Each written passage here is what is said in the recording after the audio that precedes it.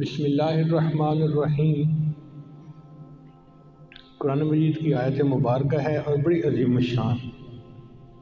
حدیث مبارکہ میں آتا ہے ان جابر بن عبداللہ، جابر بن عبداللہ اس کی روایت کرتے ہیں، قال لما نزل بسم اللہ الرحمن الرحیم،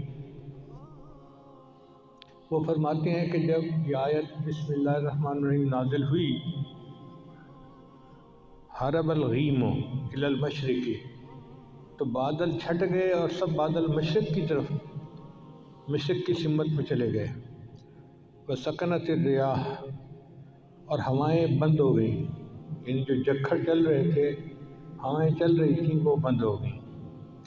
وہاج البحر، اور سمندر کے اندر جو تلاطم تھا، ہائی ٹائیڈ، وہ بھی رک گیا۔ وَأَدْغَتِ الْبَهَائِمُ، اور جانوروں نے بھی کان لگا لیے کہ بھئی کیا خاص مسئلہ ہے کوئی۔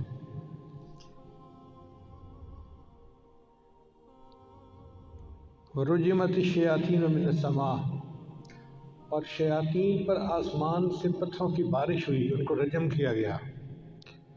وَحَلَفَ اللَّهُ تَعَالَى بِعِزَّتِهِ وَجَلَالِهِ، اور اللہ تعالیٰ نے اپنی عزت اور اپنی جلال کی قسم کھا کر کہا، الا یسمى اسمہ علی شیء الا بارک فیہ، کہ میرا نام نازل ہوا ہے، جو بندہ اس نام کو کسی کام پر پڑھے گا میں اس کام میں برکت عطا کر دوں گا۔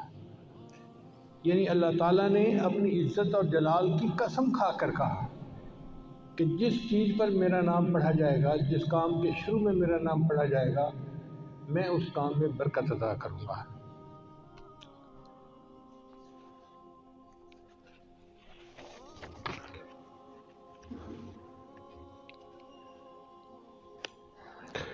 چنانچہ اسلام سے پہلے جو مشرکین مکہ تھے، وہ ہر کام سے پہلے اپنے بتوں کے نام لیا کرتے تھے، اور وہ سمجھتے تھے کہ بتوں کا نام لینے سے ہمارے کام میں برکت ہو جائے گی۔ لیکن جب اسلام آیا تو شریعت نے حکم دیا کہ نہیں، تم ہر کام سے پہلے اللہ کا نام لو، اللہ کے نام سے برکت ہو جائے گی۔ یہ جو بسم اللہ ہے نا، اس کے 19 حروف ہیں، بسم اللہ الرحمن الرحیم، اس کے حروف کو گنے تو بنتے ہیں 19۔ مفسرین نے لکھا ہے کہ جہنم کے جو داروغے ہیں وہ بھی 19 فرشتے ہیں، قرآن مجید میں ہے۔ تو بسم اللہ کے 19 حروف ان 19 فرشتوں کی پکڑ سے بندے کو بچا دیں گے۔ تو جو بندہ ہر کام میں بسم اللہ پڑھتا رہے، اللہ تعالیٰ اس کو جہنم سے نجات عطا فرمائیں گے۔ اور بعض مفسرین نے یہ نقطہ بھی لکھا ہے کہ دن کے ہوتے ہیں 24 گھنٹے، تو 5 نمازوں کے بدلے 5 گھنٹوں کے گناہ معاف، باقی رہ گئے 19 گھنٹے۔ تو اگر وہ بسم اللہ کا تکرار بھی کرتا ہے تو 19 حروف کے بدلے اللہ 19 گھنٹوں کے گناہ بھی معاف فرما دے۔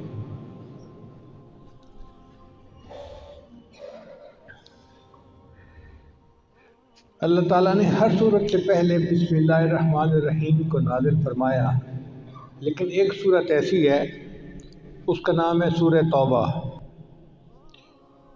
اس سے پہلے اللہ نے سورہ یعنی بسم اللہ کو نازل نہیں کیا۔ آپ قرآن مجید پڑھیں تو دیکھیں گے کہ پچھلی صورت اور اس صورت کے درمیان بسم اللہ نہیں لکھی ہوتی۔ اس کی وجہ کیا ہے کہ سورہ توبہ میں مشرکین کے ساتھ قتال کا حکم ہے، کافرین کے ساتھ۔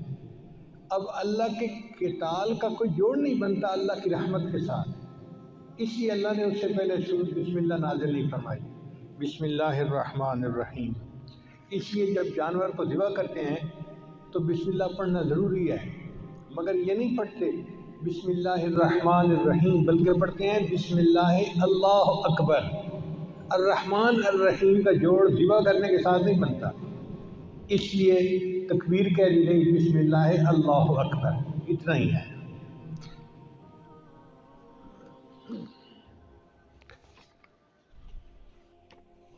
حضرت علی رضی اللہ عنہ فرمایا کرتے تھے کہ جو کچھ پہلے آسمانی کتابوں میں نازل ہوا، اللہ نے وہ سب کچھ قرآن مجید میں نازل فرما لیا، اور جو کچھ پورے قرآن مجید میں نازل ہوا وہ اللہ نے سورہ بقرہ میں نازل فرما دیا۔ اور جو سورہ بقرہ میں نازل ہوا اللہ نے اس کو سورہ فاتحہ میں نازل فرما دیا، اور جو کچھ اللہ نے سورہ فاتحہ میں نازل کیا اس کو اللہ نے بسم اللہ الرحمن الرحیم میں نازل فرما دیا۔ یہ بسم اللہ الرحمن الرحیم ایک آیت ہے، لیکن یہ تمام آسمانی کتابوں کا خلاصہ اور نچوڑ ہے۔ اور علماء نے ایک نقطہ اور لکھا ہے کہ جو کچھ بسم اللہ میں نازل ہوا وہ بسم اللہ کے پہلے حرف با کے اندر آ گیا۔ با کا حرف جو ہے وہ وصل کے لیے ہوتا ہے، جوڑنے کے لیے۔ تو اس کا مطلب یہ ہے کہ پوری آسمانی کتابوں کا نچوڑ یہ ہے کہ مخلوق کو اپنے رب کے ساتھ جوڑ دیا جائے۔ اس لیے بسم اللہ کے دو معنی ہیں۔ عربی زبان میں اسم کے دو معنی ہیں، ایک معنی ہے نام، تو بسم اللہ کا ترجمہ بنے گا اللہ کے نام کے ساتھ جو رحمان ہے اور رحیم ہے۔ بسم اللہ الرحمن الرحیم۔ اور ایک اسم کا مطلب عربی زبان میں برکت بھی ہے، تو بسم اللہ کا ترجمہ بنے گا اللہ کی برکت کے ساتھ۔ ہمیں یاد ہے کہ ہمارے گھر میں جو بڑی بوڑھی عورتیں تھیں نا پرانے زمانے کی، وہ اٹھتے بیٹھتے اللہ دی برکت نال، اللہ دی برکت نال، یہ لفظ بہت پڑھتی تھی۔ چھوٹے تھے ہمیں اس بات کی سمجھ نہیں تھی، اب سمجھ میں آتی ہے۔ اصل میں وہ بسم اللہ کا ترجمہ پڑھا کرتی تھی، اللہ کی برکت کے ساتھ بسم اللہ کہتی تھی ہر کام سے پہلے۔ ان کی زبانیں بسم اللہ سے رطب اللسان بالکل تر رہتی تھی، ہر وقت اٹھتے بیٹھتے کرتے پھرتے ہر وقت بسم اللہ بسم اللہ بسم اللہ۔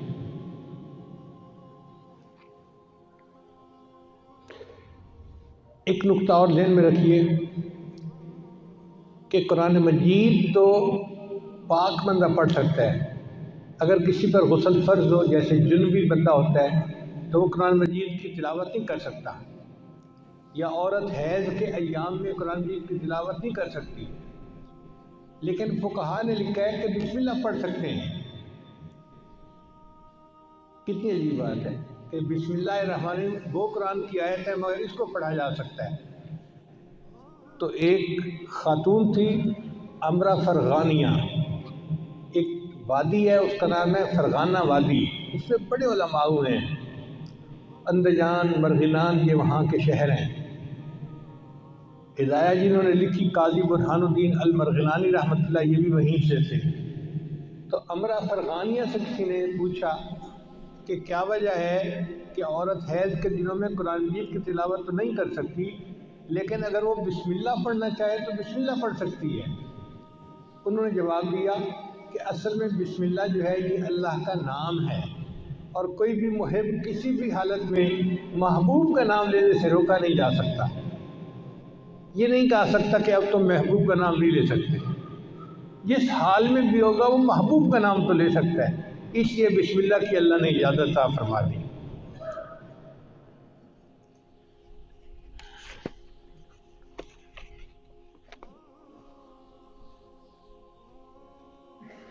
اس لیے کوئی تحریر کرنی ہو تو پہلے بسم اللہ لکھنا چاہیے۔ حدیث مبارکہ میں انس کے راوی ہیں کہ من کتب بسم اللہ الرحمن الرحیم تعظیماً للہ غفر اللہ لہ، کہ جو بسم اللہ الرحمن الرحیم اللہ کے نام کی تعظیم کی وجہ سے اس کو لکھ لیتا ہے اپنی عبارت سے پہلے، اللہ اس پر اس کے گناہوں کی بخشش فرما دیتے ہیں۔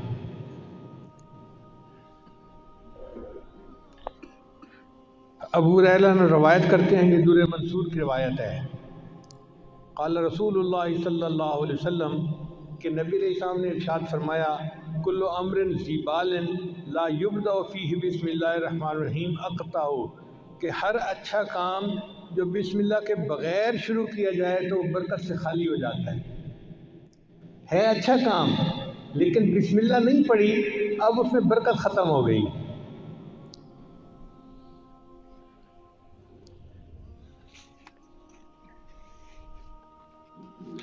بسم اللہ کی عظمت کا اندازہ اس سے لگائیں کہ کتا ایک نجس جانور ہے۔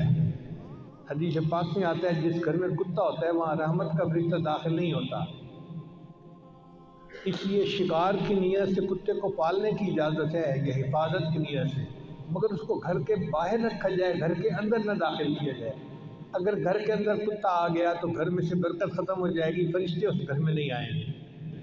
تو کتا اتنا نجس جانور ہے۔ نبی علیہ السلام نے ارشاد فرمایا اگر کسی برتن کو کتا سونگھ لے تو اس برتن کو 7 مرتبہ پانی سے دھوئیں اور 8ویں مرتبہ اس کو مٹی اور ریت کے ساتھ دھوئیں تاکہ اس کی نحوست برکت ختم ہو جائے۔ اب جس کتے کے سونگھنے سے برتن کو 8 مرتبہ دھونا پڑتا ہے وہ کتنا نجس ہوگا۔ لیکن حدیث پاک میں آتا ہے کہ اگر شکار کے لیے کتا پالا ہوا ہے، پہلے زمانے میں خرگوش کا شکار کرتے تھے کتوں کے ذریعے سے، تو نبی علیہ السلام نے فرمایا کہ اگر کوئی بندہ شکاری کتے کو چھوڑنا چاہتا ہے شکار کے لیے اور بسم اللہ پڑھ کے اس کو روانہ کرتا ہے اور وہ کتا مرا ہوا شکار لے کے آتا ہے، یعنی پکڑنے میں وہ مر گیا، شکار وہ خرگوش مر گیا، اب وہ مرا ہوا جانور بھی ہے وہ بندے کے لیے حلال ہوتا ہے کیونکہ اس کے اوپر اس نے بسم اللہ پڑھ لی تھی۔